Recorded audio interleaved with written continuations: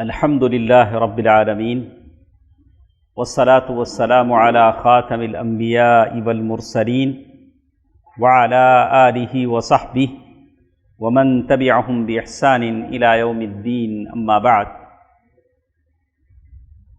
اللہ تعالیٰ کا بہت ہی بڑا فضل و کرم ہے کہ آج ہم لوگ ایک نئی کتاب کے ساتھ درس و تدریس میں یہاں جمع ہیں، اور کتاب ہے ہمارے ساتھ اصول التفسیر، جو شیخ ابن عثیمین رحمہ اللہ کی شرح ہے۔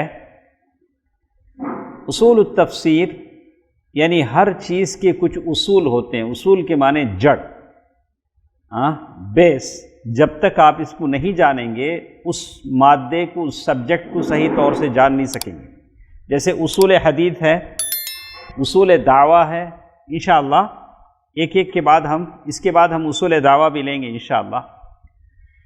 اصول تفسیر، اس میں ہم لوگ کیا کیا پڑھیں گے پہلے ہم وہ مان لیں۔ اصول تفسیر ہمارے لیے نیا ہے سننے میں۔ اس میں کیا کیا چیزیں ہمارے ساتھ شامل ہیں؟ قرآن مجید، اس کا لینگویج میں لغوی معنی کیا ہے، اصطلاحی معنی کیا ہے، قرآن کس کو کہتے ہیں۔ ہم لوگ پڑھتے ہیں قرآن، لیکن قرآن کی لغوی اور اصطلاحی معنی کیا ہیں، کیوں قرآن کو قرآن کہا گیا، یہ بھی ہم پڑھیں گے۔ اس کے بعد قرآن کی امتیازی خصوصیات کیا ہیں۔ امتیازی خصوصیات کے معنی ہیں اللہ تعالیٰ کی جو کتابیں ہیں، تورات، زبور، انجیل، صحف ابراہیم اور موسیٰ، کئی کتابیں آئیں، لیکن قرآن ان سب سے ہٹ کر چند خصوصیات رکھتا ہے۔ خصوصیات کے معنی خاص نہیں، پرسنل، اسپیشل چیزیں جو قرآن کے ساتھ ہیں۔ قرآن کے حفاظ کہہ لیجئے، قرآن کی تفاسیر کہہ لیجئے، قرآن کی حفاظت اللہ کے ذمے ہے، اس میں ایک زبر زیر آپ زیادہ نہیں کر سکتے۔ ایسے کئی خصوصیات ہیں، انشاءاللہ اس کے بارے میں سنیں گے۔ اسی طرح ایک اور چیز جو اصول تفسیر میں ہم پڑھیں گے، قرآن اور حدیث قدسی میں کیا فرق ہے۔ احادیث آتے ہیں، حدیث قدسی الگ ہے، قرآن الگ ہے، تو دونوں کا فرق۔ اس کے بعد ایک اور چیز اصول تفسیر میں ہمارے ساتھ ہوگی، نزول قرآن۔ قرآن کیسا نازل ہوا، اب قرآن کس کے ذریعے سے کہاں تک، کس کے پاس قرآن آیا، یہ ساری باتیں۔ اس کے بعد قرآن میں دو ٹائپ کی صورتیں ہیں، مکی صورتیں، مدنی صورتیں۔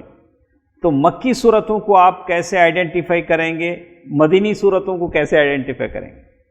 مکی صورتوں میں توحید کی باتیں ہوتی ہیں، مدنی صورتوں میں احکام ہوتے ہیں۔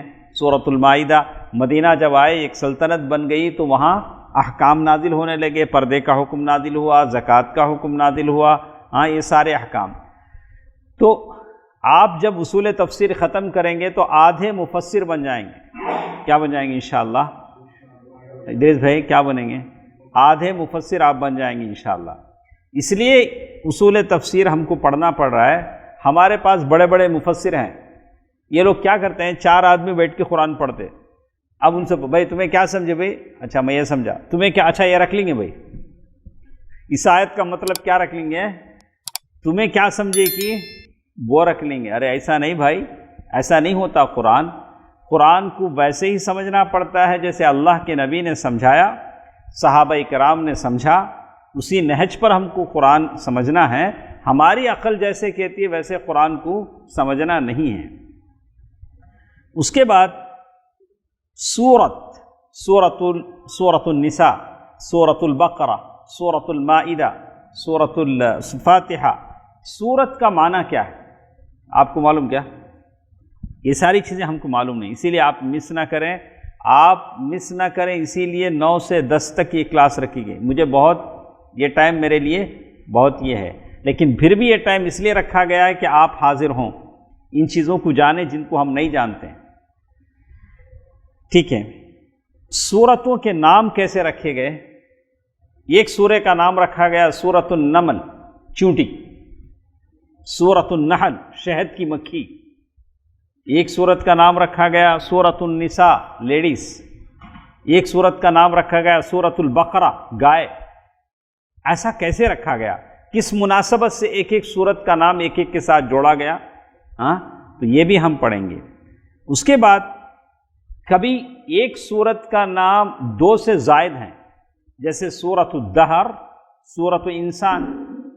سورۃ الدہر کا اور ایک نام کیا ہے؟ سورۃ انسان۔ کیسا رکھا گیا ساری بھی۔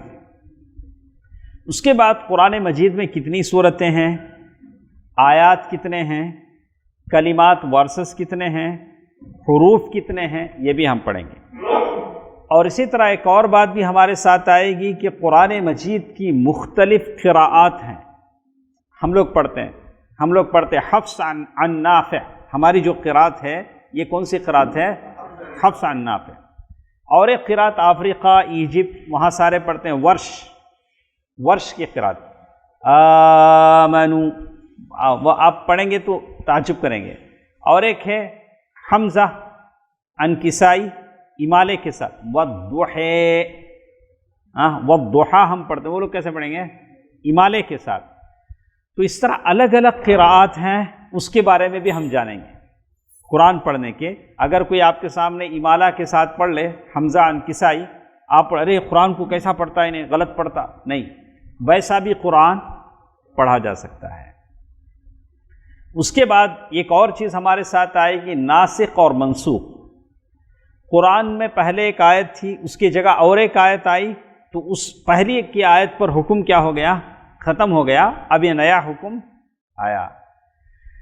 پہلے ایسا ہوتا تھا کہ رمضان کے روزے ہوتے تھے، جو نہیں رکھ سکتا تھا فدیہ دے سکتا تھا، لیکن جب اور ایک حکم آیا، فمن شہد منکم الشہر فلیصم، جو شخص رمضان میں ہے روزہ رکھ سکتا ہے وہ کیا کرے؟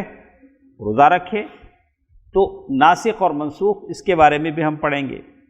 اس کے بعد یہ چیز بھی آئے گی کہ اللہ کے نبی صلی اللہ علیہ وسلم کے زمانے میں قرآن کیسا تھا، چمڑوں پر پتوں پر لکھا جاتا تھا، کیسے قرآن کی حفاظت ہوئی، تدوین قرآن کیسا ہوا۔ تدوین قرآن بولے تو قرآن کو ایک جگہ کیسا جمع کیا گیا، کس نے جمع کرنے کی ذمہ داری دی، کس کے دور خلافت میں جمع کرنے کا حکم دیا گیا، کیسے، کون اس کے ذمہ دار تھے، اس ڈپارٹمنٹ کے جو ہیڈ تھے کون تھے، یہ ساری باتیں ہم پڑھیں گے انشاءاللہ۔ یہی ساری باتیں ہمارے سامنے ہیں۔ اسی طرح اس کے بعد اصول تفسیر، تفسیر کسے کہتے ہیں، تفسیر کا لغوی اور اصطلاحی معنی کیا ہے، اور ان دونوں کے درمیان کیا فرق ہے، اور اسی طرح ترجمہ کسے بولتے ہیں۔ قرآن اگر ہے اس کا ترجمہ بھی کرنا پڑتا ہے، ترجمہ کرنے کے اقسام کتنے ہیں، شرائط کیا ہیں، کس کس کنڈیشنز پہ آپ ترجمہ کر سکتے ہیں، اور کسی چیز کی تفسیر کرنا ہے تو کہاں سے آپ لے کر تفسیر کریں گے، اپنی منمانی سے تو نہیں کر سکتے۔ تفسیر کی کتنے اقسام ہیں، کوئی بتا سکتے ہیں؟ ہاؤ مینی ٹائپس آف تفسیر؟ تفسیر القرآن بالقرآن، قرآن کی تفسیر، ادریس بھائی کو معلوم تھا چپکے لیکن درہ، تو یہ آئے گا انشاءاللہ۔ تفسیر القرآن بالرأی، اور ایک تفسیر رہتی عقل سے، میں منجا اساج پلے پڑا کرتے، تمہارا منڈے میں ووچ رکھو، بولو نہیں، تمہیں ایسی تفسیر مت کرو۔ تفسیر القرآن بالقرآن، تفسیر القرآن بالمأثور، یا تو قرآن کی آیتوں سے، یا تو اللہ کے نبی صلی اللہ علیہ وسلم کی احادیث سے، یا تو عہد صحابہ نے جو سمجھا ویسے ہم قرآن کی تفسیر کریں گے۔ یہی ساری باتیں ہمارے ساتھ ہیں، تو یہ ساری باتیں ہم پڑھیں گے۔ تو میں نے چاہا کہ اصل کتاب شیخ ابن عثیمین کی کتاب میں جانے سے پہلے ایزی سٹیپ ہمارے ساتھ ہے، سوال جواب کی شکل میں۔ جتنے سوالات ہم پڑھیں گے وہ سوالات ہم کیا کریں گے، آپ کو پوچھیں گے، اس کا ایگزام بھی ہوگا، امتحان بھی ہوگا، آپ گھبرائے نہیں، ہمارے ساتھ سب چلیں۔ ادریس بھائی جتنے ہمارے پہلے منزل پر ہیں، ایسے ہی ہوتا ہے، جو بھی ہم نئی کتاب شروع کرتے ہیں پہلے ایک ڈبہ کیا ہوتا ہے پیچھے سے چھوٹتا جاتا ہے، انجن کے بعد 3 ڈبے ہی باقی رہتے ہیں۔ تو ایسا نہ ہو، یہ علم ہے، علم کا ضیاع نہیں ہونا چاہیے، آپ ہمارے ساتھ جمے رہیں، ثبات قدمی کے ساتھ چلتے رہیں، علم حاصل کریں۔ آپ علم حاصل کریں گے تو اللہ آپ کے جو مسائل ہیں اللہ وہ حل کر دے گا۔ آپ اللہ کے علم میں آگے بڑھیے، آپ کے جو پرابلم ہیں، جو ایشوز ہیں، اللہ تعالیٰ اس کا ذمہ لے لے گا، یقین رکھیے۔ تو اس سلسلے میں وحی کا سلسلہ آدم علیہ السلام کے زمانے سے شروع ہوا نہیں. آدم علیہ السلام تھے، وہاں سے وحی کا سلسلہ شروع ہوا. وحی کا سلسلہ ختم کب ہوا؟ اللہ کے نبی صلی اللہ علیہ وسلم کے پاس، مرزا غلام محمد قادیانی کے پاس نہیں. ہم لوگ ایسا مانتے ہیں. یہ لوگ ہیں جو کہتے ہیں کہ مرزا غلام محمد قادیانی کے پاس بھی کیا تھا؟ وحی آتی تھی. العیاذ باللہ. اللہ کے نبی صلی اللہ علیہ وسلم خاتم المرسلین ہے، خاتم النبیین ہے. تو جیسے کسی نے کہا کہ آپ خاتم النبیین ہیں، تو اس نے کہا کہ ہاں خاتم النبیین ہے لیکن خاتم المرسلین نہیں. تو ہمارا مرزا غلام محمد قادیانی کیا ہے؟ رسول ہے. تو سبحان اللہ، یہ ساری چیزیں غلط ہیں. آدم علیہ السلام سے شروع ہوا یہ سلسلہ، وحی کا ختم کہاں ہوا؟ اللہ کے نبی صلی اللہ علیہ وسلم کے پاس. اور اس درمیان آدم علیہ السلام سے لے کر اللہ کے نبی صلی اللہ علیہ وسلم کے پاس تک، اللہ کے نبی صلی اللہ علیہ وسلم تک سینکڑوں اللہ کی طرف سے کتابیں آئیں. صحف ابراہیم و موسیٰ، توراۃ، زبور، انجیل، پتہ نہیں کتنی کتابیں آئیں. لیکن ورجنل ٹیکسٹ اگر کسی کا خرد برد سے، رد و بدل سے بچا تو کس کا ٹیکسٹ بچا؟ قرآن کا.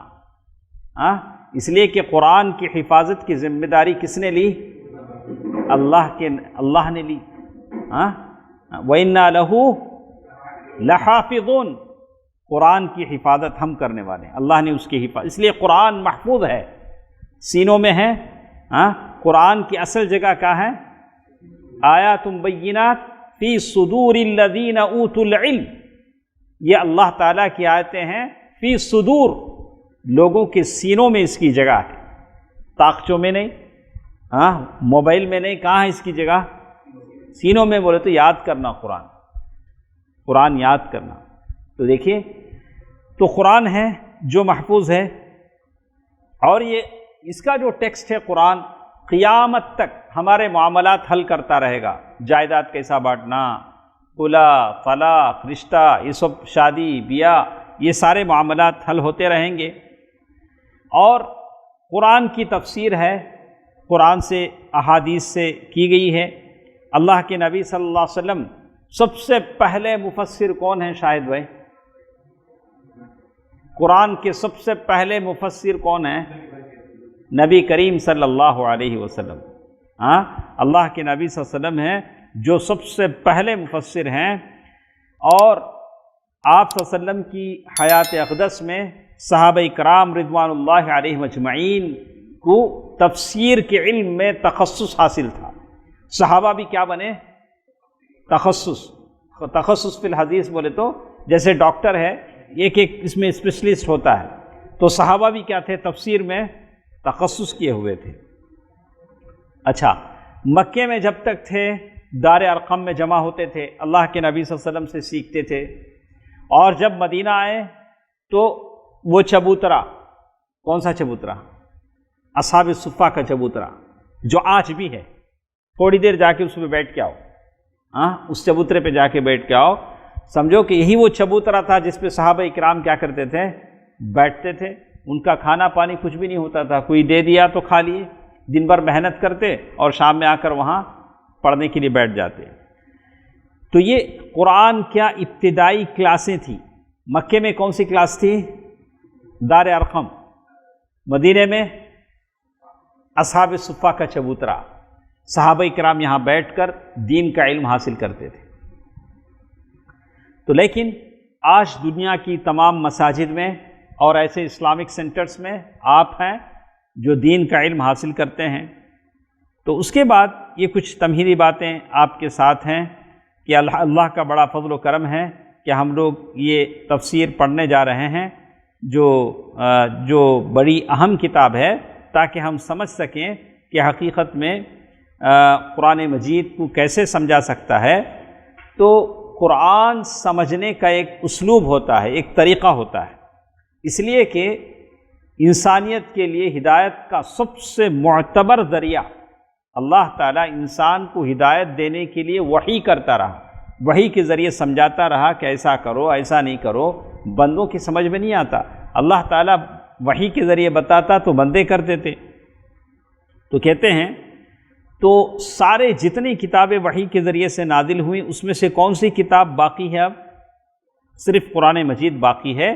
جو ہماری ہدایت کے لیے کافی ہے۔ لیکن مسئلہ کیا ہے کہ عام مسلمان تو دور کی بات، عام انسان تو دور کی بات، خود مسلمانوں کی ایک بہت بڑی تعداد ہے جو قرآن کو صحیح طور سے سمجھتی نہیں، سمجھ میں بھی نہیں آتا۔ قرآن کی تفسیر کرنا تو دور کی بات، قرآن کا ترجمہ بھی ہم نہیں جانتے۔ ہم لوگ اب کتنے ہیں جو ترجمہ پڑھتے ہیں؟ کہ قرآن پڑھے ہوتا، قرآن ترجمے کے ساتھ پڑھے کیا؟ نہیں۔ اسی لیے میں سارے دوستوں سے بولوں، زندگی میں ایک بار مرنے سے پہلے ترجمہ کے ساتھ قرآن پڑھو۔ انگلش ترجمہ ہے، دوسرے ٹرانسلیشن ہیں، تبھی مزہ ملے گا۔ تو قرآن مجید کون سی زبان میں نازل ہوا؟ عربی زبان میں نازل ہوا، اور اس کے پہلے جو مخاطبین تھے وہ حجاز کے عرب تھے، اسی لیے وہ عربی زبان میں نازل ہوا۔ اور وہ لوگ ایسے تھے جن کو اپنی زبان دانی پر فخر تھا، ہم بڑے اچھے عربی بولنے والے، بلاغت، فصاحت، خطابت اچھی بولنے والے تھے۔ تو قرآن نے بھی انہی کے اسلوب میں ان سے بات کیا۔ تو لیکن اتنا فصیح بولنے والے قرآن کی اس فصاحت اور بلاغت کو ماننے پر مجبور ہو گئے، بولے کہ قرآن کا جو اسٹینڈرڈ ہے وہ ہم نہیں لا سکتے۔ اس کی ایک آیت قرآن نے چیلنج کیا، سب لوگ جمع ہو جاؤ، فَأْتُوا بِسُورَةٍ مِثْلِهِ، ایک سورت بنا کے لاؤ، ایک آیت بنا کے لاؤ۔ سارا عرب ایک طرف، قرآن کا چیلنج ایک طرف، وہ لوگ کیا ہو گئے؟ خاموش ہو گئے۔ تو کہتے ہیں یہ کتاب ہے، یہ تفسیر ہے جو ہم پڑھنے جا رہے ہیں انشاءاللہ۔ تو آج ہم کچھ باتیں شروع کریں گے، تو جو بھی آپ سنتے ہیں اسے آپ لکھ لیں، لکھنے کی کوشش کریں۔ اور کتاب جب بھی شروع ہوتی ہے ہمارے پاس تو خطبہ حاجہ ان الحمد للہ نحمدہ ونستعینہ ونستغفرہ ونعوذ باللہ من شرور انفسنا ومن سیئات اعمالنا کتاب ہم پڑھتے ہیں۔ جیسے شیخ محمد بن عبد الوہاب رحمہ اللہ، ان کا بھی اسلوب ہے، جب بھی کتاب شروع کرتے ہیں تو اپنے پڑھنے والوں کے لیے کیا کرتے ہیں؟ دعا دیتے ہیں، اعلم رحمک اللہ، جان لو اللہ آپ پر رحم فرمائے، وَأَن يَتَوَلَّاكَ فِي الدُّنْيَا وَالْآخِرَةِ، دنیا اور آخرت میں اللہ آپ کو اپنا دوست بنا لے۔ شیخ محمد بن عبد الوہاب ہمیشہ کیا کرتے ہیں؟ دعا دیتے ہیں۔ ویسے شیخ نے بھی اپنی کتاب خطبہ حاجہ سے شروع کی۔ انسان کس سے ملا ہوا ہے؟ انسان کے اندر دو چیزیں ہیں، جسم اور روح۔ انسان کے اندر کتنی چیزیں ہیں؟ جسم اور روح۔ انسان کا جسم مٹی سے بنتا ہے نہیں، تو اللہ نے اسی مٹی میں اس کی غذا رکھی ہے۔ آپ جو بھی کھاتے ہیں، دال، دلیا، چاول، ترکاری، یہ سب کہاں سے نکلتا ہے؟ آسمان سے نہیں، مٹی سے نکلتا ہے۔ سمندر کے نیچے بھی کیا ہے؟ مٹی ہے۔ لیکن اس کے ساتھ جو اور ایک پارٹ ہے وہ کون سا ہے؟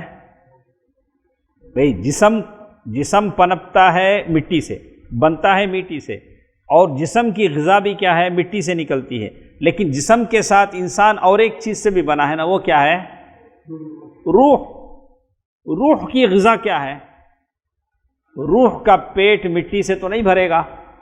روح کی غذا کیا ہے؟ اس کی غذا آسمان سے نازل ہوتی ہے۔ سمجھ میں آیا آپ کو؟ ہاں، وَكَذَلِكَ أَوْحَيْنَا إِلَيْكَ رُوحًا مِّنْ أَمْرِنَا مَا كُنْتَ تَدْرِي مَا الْكِتَابُ وَلَا الْإِيمَانُ۔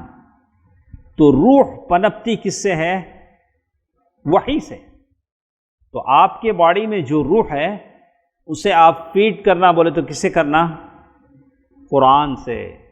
قرآن سے آپ کی روح پنپے گی، بلکہ مردہ ہو جائے گی۔ آپ روح کی تربیت کے لیے یہ دال دلیا سے کرنا چاہیں، جسم پھولے گا لیکن روح مر جائے گی۔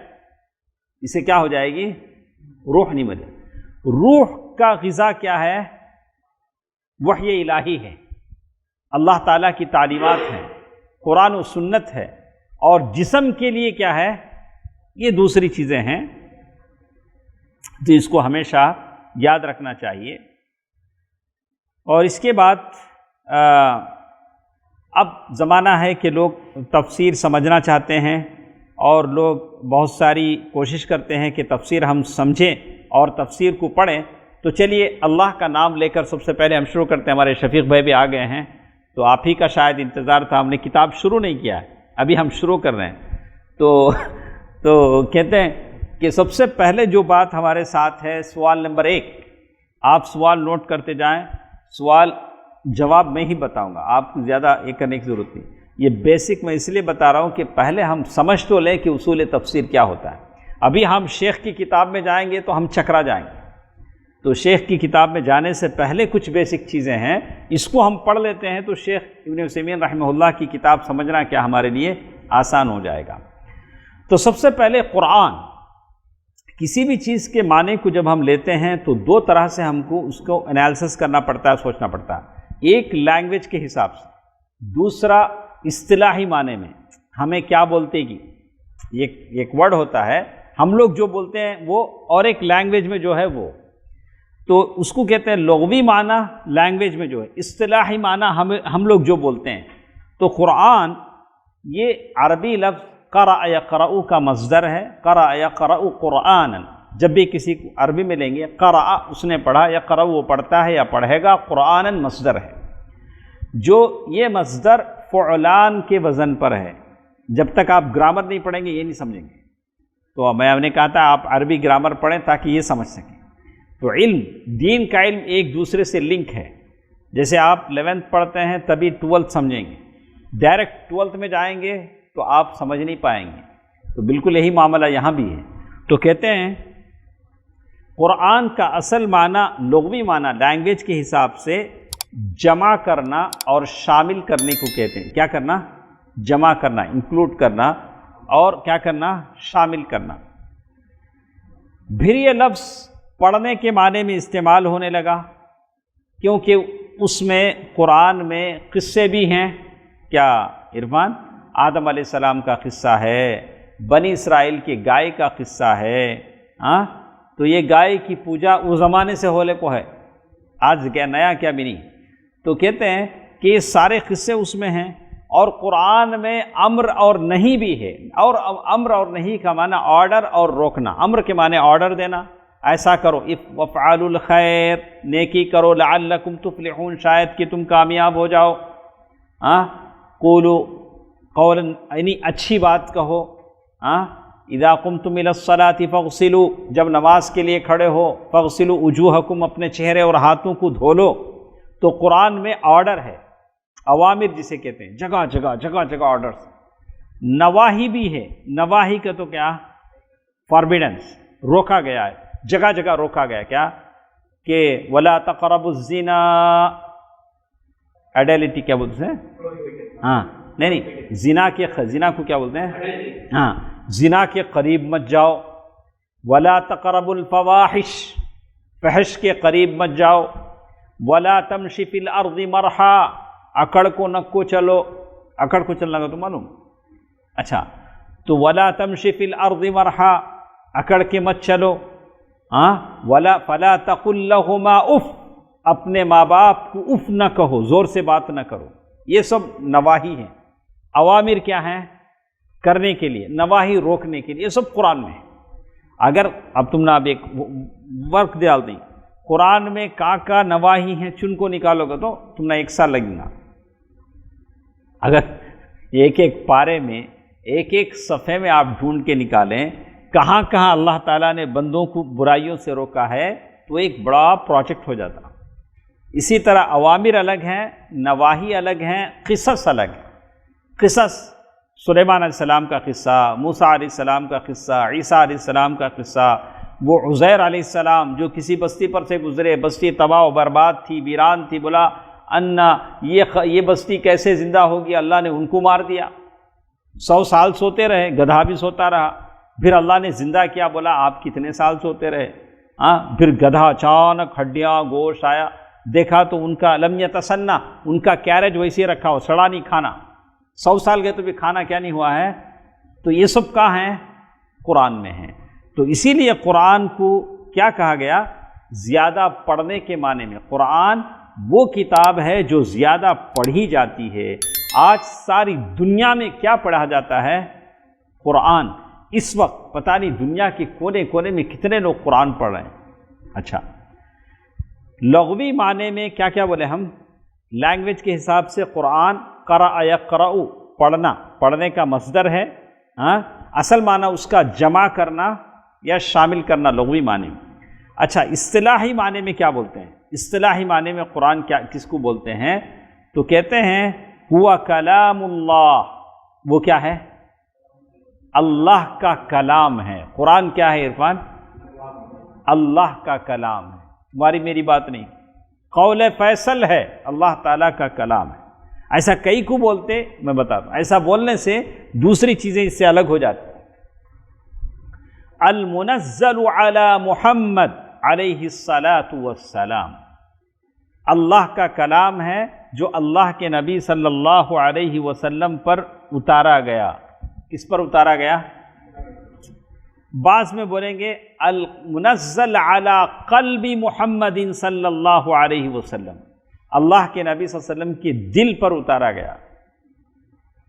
پہلی بات کیا بولے؟ القرآن ہوا کلام اللہ، قرآن کیا ہے؟ اللہ کا کلام۔ اچھا یاد رکھو، المنزل اتارا گیا ہے کس پر؟ علی قلب محمد صلی اللہ علیہ وسلم۔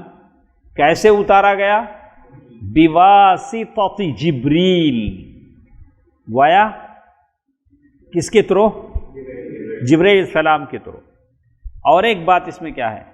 المتعبد بتلاوتی، اس کی تلاوت کرنا عبادت ہے۔ قرآن کی تلاوت کرنا کیا ہے؟ عبادت ہے۔ اللہ تعالیٰ کا وہ کلام جو محمد صلی اللہ علیہ وسلم کے دل پر یا محمد صلی اللہ علیہ وسلم پر نازل کیا گیا، بواسطۃ جبریل، جبریل علیہ السلام کے واسطے سے، المتعبد بتلاوتہ، اس کی تلاوت کرنا کیا ہے؟ عبادت ہے۔ یہ قرآن کا ڈیفینیشن ہے، تعریف ہے، جامع ہے، مختصر ہے۔ ایسا کیوں کہا گیا؟ دیکھیو، جب آپ یہ کہتے ہیں القرآن کلام اللہ، قرآن اللہ کا کلام ہے، تو دوسرے کی ساری باتیں اس سے نکل جاتی، بولتے یہ اللہ کا کلام ہے، اب دوسرے کیا بھی بولو اس میں انکلوڈ نہیں ہوتا۔ یہ الگ کرنے کا واسطے بولے قرآن اللہ کا کلام ہے۔ المنزل اتارا گیا ہے، چیز کہاں سے کہاں اتاری جاتی؟ اوپر سے نیچے اتاری جاتی۔ اوپر سے نیچے اتاری گئی تو کون تو بھی اوپر ہی ہے۔ اللہ کہاں ہے؟ اوپر ہے، عرش پر ہے، تو اللہ ادھر ادھر نہیں ہے۔ یہ وحدت الوجود والے کیا بولتے ہیں معلوم؟ ہر کنکر میں شنکر کرتے۔ اب کہاں ڈھونڈیں گے؟ کہاں ڈھونڈے تم؟ وہ ملیں گا چے، یا مل لیا وا مل لیا، ہمیں وہ سب جاتے ہیں۔ اب بولے وہ اتنا بولا بھائی سب بھی تم ایسا بولتے ہیں، کہاں تمہارے اتنے معاملے ہیں، کہاں ڈھونڈیں گے؟ کہاں ڈھونڈے تم؟ ملتے چھو، یہ میرا، یا مل لیا، یہ بھی میرا، وہ مل لیا، یہ بھی میرا، بولے تو ہمیں کیا کرنا؟ تو اللہ مستوی عرش ہے، اتارنے والا کہاں ہے؟ اوپر ہے۔ المنزل یہ اس بات کا پتہ دیتا ہے کہ اللہ فوق العرش، مستوین علی عرش، اللہ عرش پر مستوی ہے۔ تو دوسری چیزیں اس سے نکل جاتی جب آپ المنزل بولتے ہیں۔ علی محمد، جب آپ محمد اگر کہتے ہیں تو سابقہ انبیاء پر جو کتابیں نازل کی گئی اس سے باہر آ جاتے ہیں، سمجھ میں آئے؟ ہر لفظ کو جو بولے ہیں یہ ساری چیزیں اس میں کیا ہوتی ہیں؟ نکل جاتی ہیں۔ اور ایک چیز آخر میں کیا بولے؟ المتعبد بتلاوتی، قرآن وہ ہے جس کی تلاوت عبادت ہے۔ کیا عرفان؟ تو اس سے کیا معلوم ہوا؟ حدیث قدسی الگ ہو گئی، احادیث رسول۔ احادیث رسول اگر آپ پڑھیں گے تو ثواب ملے گا، لیکن تلاوت کے ثواب نہیں ملتا۔ اب پڑھے انما اعوذ باللہ من الشیطان الرجیم بسم اللہ الرحمن الرحیم انما الاعمال بالنیات، حدیث ہے وہ۔ حدیث کو تمہیں قرآن کی طرح پڑھو کو، قرآن کا ثواب پانا تلاوت کا تو نہیں ملے گا۔ ہو سکتا ہے دوسری بشارت نظر اللہ عمران سمع مقالتی ووعاها، لیکن المتعبد بتلاوتہ، قرآن وہ ہے جس کی تلاوت عبادت ہے۔ تو کیا ہوا؟ تعریف بولو۔ القرآن ہوا کلام اللہ، ماشاءاللہ بولو عرفات، القرآن ہوا کلام اللہ، المنزل علی قلب محمد صلی اللہ علیہ وسلم بواسطۃ جبریل، اور ایک اس تعریف میں یہاں نہیں ہے وہ، اور اول متعبد بتلاوتی، قرآن کی تلاوت عبادت ہے۔ کچھ لوگوں نے اور ایک بھی تعریف کی ہے، یہاں لکھا انہوں نے المنزل علی الرسول صلی اللہ علیہ وسلم المکتوب فی المصاحف، یہ لکھا ہوا ہے۔ بعض لوگوں نے کہا بین الدفتین، دو اٹوں کے بیچ میں، ایسا کئی کو بولنا پڑا۔ رافظ کیا بولے، قرآن 40 پارے کا، 10 پارے کس کی بکری کھا لی گئی، وہ 10 پارے میں خالی حضرت علی کی تعریف تھی گئے، وہ 10 پارے وہ کیا ہو گیا، وہ کون سی کی بکری کھا لی، بکری شاید اتنی بھوکی تھی کہ وہ، تو اسی لیے ہم لوگ کیا بولتے ہیں بین الدفتین، قرآن پورے کا پورا محفوظ ہے، اور جو بھی ہے وہ اللہ تعالیٰ دفتین میں جو بھی ہے وہ قرآن۔ اور اس میں اور ایک آپ ایڈ کر لیں گے المنقول الینا نقلا متواترا بلا شبہتی، اللہ تعالیٰ کا وہ کلام جو قرآن میں لکھا ہوا ہے، صحیفوں میں لکھا ہوا ہے، ہم تک جو پہنچا ہے تواتر کے ساتھ پہنچا ہے۔ تواتر کسے بولتے ہیں معلوم؟ تواتر کا تو 1 by 1، بارش کے خطرے گرتے نہیں، بیچ میں بریک آتا نہیں، ایسا۔ تو قرآن ہمارے ساتھ جو پہنچا ہے اس میں کیا بھی ڈاؤٹ نہیں۔ ذرا لوگوں کو ڈاؤٹ آتے بھائی وہ پتیاں پو چمڑا پو لکھو تھا، بھائی کتنے آیتاں مس ہو گئی کی، اصل قرآن یہ کی نہیں دوسرا کی، یہ ڈاؤٹ لے کو جو نے قبرستان کو چل جاتا اللہ۔ اسی لیے ہم تعریف کیا بولتے ہیں المنقول الینا نقلا متواترا، ہمارے پاس جو قرآن پہنچا ہے تواتر کے ساتھ منقول ہے، بالکل سیریل کے ساتھ، اس میں کیا بھی ڈاؤٹ نہیں، بلا شبہ، اس میں کیا بھی یہ اتنا آپ رکھیں گے تو ہی ہمارا ایمان کیا رہے گا، مضبوط رہے گا۔ ایسا سب سوچتے رہے تو مشکل ہو جائے گا۔ اسی لیے وہ لوگ کیا بولتے ہیں، جو لوگ بعض لوگ قرآن وہ اس میں بھی کیا کرتے ہیں، ڈاؤٹ کرتے ہیں۔ تو اب آپ کی سمجھ میں آ گیا کیا سوال ہمارے پاس تھا ادریس بھائی؟ سوال تھا قرآن کے لینگویج میں کیا معنی ہیں اور اصطلاح میں کیا معنی ہیں، آپ کے سمجھ میں آ گیا، دونوں معنی میں نے آپ کے سامنے رکھ دیے ہیں۔ اس کے بعد سوال نمبر 2 ہمارے ساتھ ہے قرآن مجید کے نام، قرآن مجید کے نام، اور یہ جو قرآن کو القرآن جو کہا گیا، نام رکھا گیا، کیوں رکھا گیا؟ تعریف الگ ہے، ڈیفینیشن الگ ہے، نام رکھا گیا وہ الگ ہے۔ تو قرآن کریم میں قرآن کے 5 نام ہیں جو اکثر بیان ہوتے ہیں۔ قرآن کے کتنے نام ہیں؟ پہنے۔ اللہ کے نبی صلی اللہ علیہ وسلم کی کتنے نام ہیں؟ بولو اکرم۔ اللہ کے نبی صلی اللہ علیہ وسلم فرمائے لی 5 اسماء، میرے 5 نام ہیں۔ میرے نبی نے کیا کہا؟ میرے 5 نام، انا احمد و محمد و انا الحاشر و انا العاقب و انا الماحی، میں احمد ہوں، میں محمد ہوں، میں عاقب ہوں، میں ماحی ہوں، اور مجھ سے اللہ کفر کو مٹاتا ہے۔ ماحی کی معنی اریزر، مٹھانے والا۔ وَأَنَا الْحَاشِرُ، میں وہ ہوں جس کے قدم پر اللہ حشر میں لوگوں کو جمع کرے گا۔ وَأَنَا الْعَاقِبُ، اور میں وہ ہوں کہ میرے بعد کوئی نبی آنے والا نہیں ہے۔ تو اللہ کے نبی صلی اللہ علیہ وسلم کے بھی کتنے نام ہیں؟ 5 نام ہیں۔ یہاں قرآن کے کتنے نام ذکر کیے گئے ہیں؟ 5۔ القرآن، یہ تو نام ہے قرآن میں، القرآن کئی جگہ آیا ہے، لیکن آپ دیکھیں گے 61 ٹائمز پورے قرآن میں قرآن کا لفظ کتنی مرتبہ ہے؟ 61 ٹائمز۔ اس کے بعد الفرقان، اس نام سے ایک سورت ہی ہے، سورۃ الفرقان، یہ قرآن کا۔ الذکر، الذکر یہ نام سے بھی قرآن کہتے ہیں۔ الکتاب، یہ بھی قرآن کا نام ہے۔ التنزیل، یہ بھی قرآن کا نام ہے۔ قرآن کے کتنے نام ہیں؟ 5 جو قرآن میں جگہ جگہ آئے ہیں۔ ان میں 5 ناموں میں سب سے زیادہ مشہور کیا ہے؟ القرآن ہے کتنی مرتبہ آیا ہے؟ 61 ٹائمز اللہ تعالیٰ نے اسے قرآن میں ذکر کیا ہے۔ تو بعض لوگوں نے اور بھی زیادہ نام بیان کیے ہیں، بعض لوگوں نے 55 نام قرآن کے ذکر 55 نیمز وہ بھی، اور بعض لوگوں نے بطور، لیکن کچھ لوگوں نے 90 پر ایک نام۔ بعض نام ہے جو صفاتی نام ہیں، صفاتی نام جیسے قرآن کریم قرآن کے ساتھ مل کر آتے ہیں، قرآن مجید قرآن کے ساتھ مل کر آتے ہیں وغیرہ۔ اب ایک لفظ اور تھا ہمارے سے، یہ تو قرآن کے نام کتنے ہیں اس سوال میں یہ تھا ہم نے، اچھا قرآن یہ کیوں ہم نے نام رکھا ہے؟ قرآن کا نام قرآن کیوں رکھا ہے؟ اس کی وجہ تسمیہ کیا ہے؟ تو ہم نے کہا کہ یہ مصدر ہے، کس کا؟ قرأ یقرأ، پڑھنے کے معنی میں آتا ہے، مقروء جو زیادہ پڑھی جانے والی کتاب ہے۔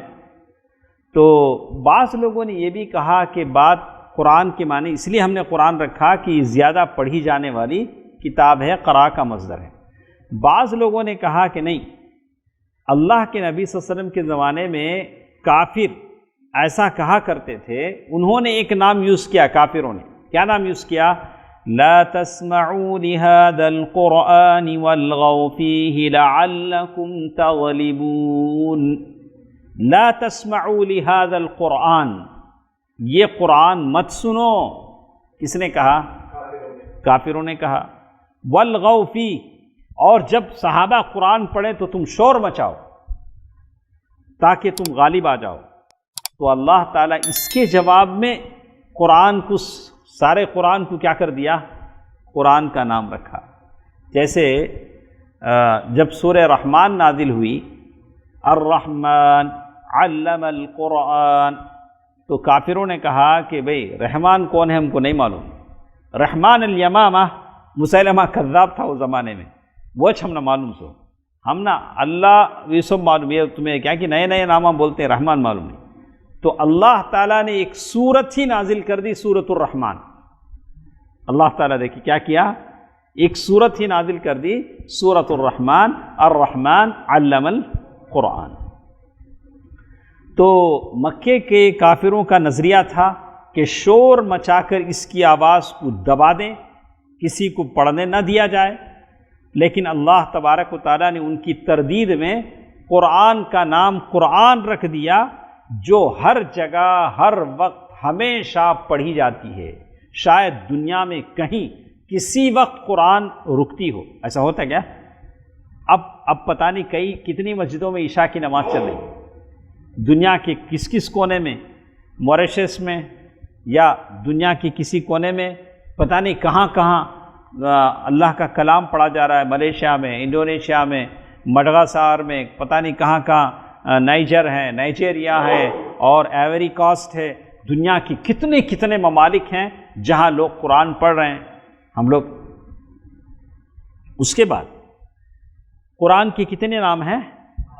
5 میں سب سے مشہور نام کون سا ہے؟ اچھا، ہم نے ایک نام اور بھی قرآن کا پڑھا، الفرقان۔ کیا نام پڑھا؟ الفرقان۔ الفرقان، فرقان کا مطلب ہے فرق کرنے والی چیز، حق اور باطل کے درمیان قرآن کیا کرتی ہے؟ آپ کو فرق کر کے بتاتی ہے کہ یہ حق ہے، یہ باطل ہے، یہ صحیح ہے، یہ غلط ہے۔ اس کے بعد ایک اور چیز قرآن کے ناموں میں سے الذکر۔ الذکر کے معنی ہیں اللہ نے جن چیزوں کو بیان کیا ہے اس کا قرآن میں ذکر ہے، اللہ نے جو بھی چیزیں بیان کی ہیں اس کا قرآن میں ذکر ہے۔ الکتاب اور ایک نام ہے بمعنی مکتوب، قرآن لکھی ہوئی ہے، قرآن سارے کا سارا کیا ہے؟ لکھا ہوا ہے۔ التنزیل بمعنی منزل، قرآن نازل کیا ہوا ہے۔ نازل کی اس معنی میں پتہ چلتا ہے سبح اسم ربک الاعلی، اللہ کہاں ہے؟ العلو، اللہ تعالیٰ اوپر ہے، ساتوں آسمانوں پر، عرش پر مستوی ہے۔ کتنے سوال ہوئے؟ 2 سوال ہوئے نہیں؟ اچھا، تیسرا سوال بھی ہم پڑھ لیتے ہیں۔ اللہ تعالیٰ نے ٹائم ہے نہیں، 10 منٹ ہے انشاءاللہ۔ تو تیسرا سوال بھی ہم پڑھ لیتے ہیں۔ تو اللہ تعالیٰ نے بہت ساری کتابیں نازل کی، تو ان کتابوں میں قرآن مجید میں کیا ڈفرینس ہے، کیا ڈفرینٹ ہے، کیا یہ فرق ہے؟ تو جتنی کتابیں نازل ہوتی ہیں ان کو الہامی کتابیں کہتے ہیں۔ الہامی کتابیں کیا بولتے ہیں انگلش میں، کیا بولیں گے؟ اسکرپچر، جو اللہ کی طرف سے جو کتابیں ملتی ہیں اسے الہامی کتابیں بولتے ہیں۔ تو قرآن کریم کو دوسری جو کتابیں ہیں، تورات، زبور، انجیل، صحف ابراہیم اور موسیٰ، ان کتابوں پر قرآن مجید کو بہت ساری خصوصیات حاصل ہیں، بہت ساری چیزیں حاصل ہیں۔ نمبر 1 آپ نوٹ کرتے جائیں، اگر نہیں لکھ پاتے ہیں، ڈاؤٹ ہے تو آپ بولیں، انشاءاللہ میں ریکارڈ کر کے آپ کو، یا تو یہ جو ریکارڈ ہو رہا ہے یہ بھی آپ سن سکتے ہیں، اگر آپ کو تڑپ ہے تو آپ یہ سن کر کے بھی سیکھ سکتے ہیں۔ علم کا تعلق کس سے ہے؟ لگن، محنت اور تڑپ سے۔ قرآن کریم وہ کتاب ہے جو نازل ہونے کے زمانے سے آج تک محفوظ ہے۔ اس کی حفاظت کی ذمہ داری کس نے لی ہے؟ اللہ تعالیٰ نے لی ہے۔ بقیہ جو کتابیں ہیں وہ زمانے کے ساتھ ساتھ کیا ہو گئیں؟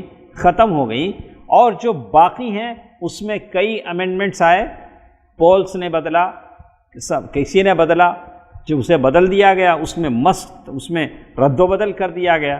لیکن قرآن انا نحن نزلنا الذکر وانا لہ لحافظون، اللہ تعالیٰ نے اس کی حفاظت کی ذمہ لی۔ چھوٹا بچہ تراویح میں کھڑا ہوتا ہے، پورا قرآن سناتا ہے، ادھر سے ادھر نہیں ہوتا۔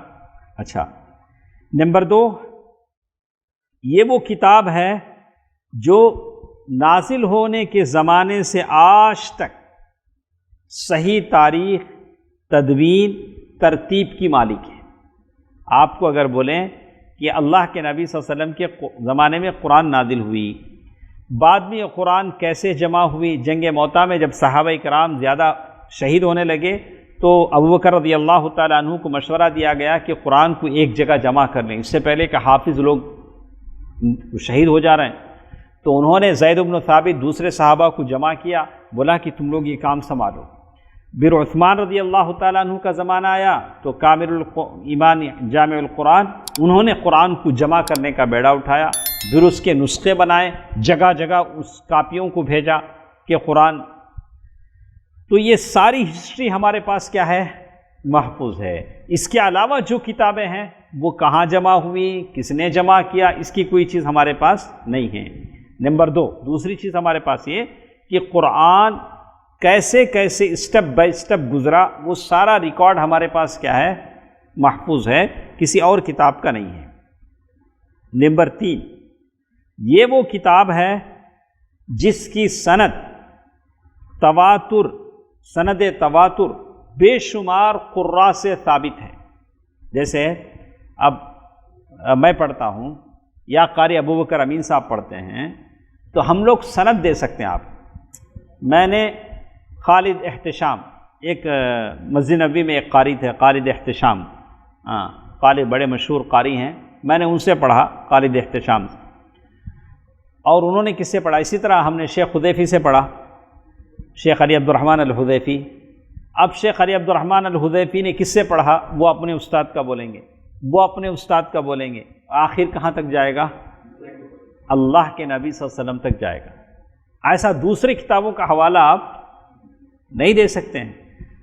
جیسے حدیث ہے، اب میں نے حدیث صحیح بخاری شیخ عبداللہ جولم صاحب سے پڑھا، شیخ عبداللہ جولم صاحب نے اتنا بڑا سند دیا مجھے، اب وہ سند دے کے دیکھتے ہیں تو آخر میں وہ کہاں جاتا ہے؟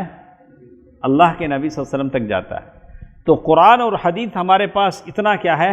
محفوظ ہے، بالکل دوسری کتابیں محفوظ نہیں ہیں۔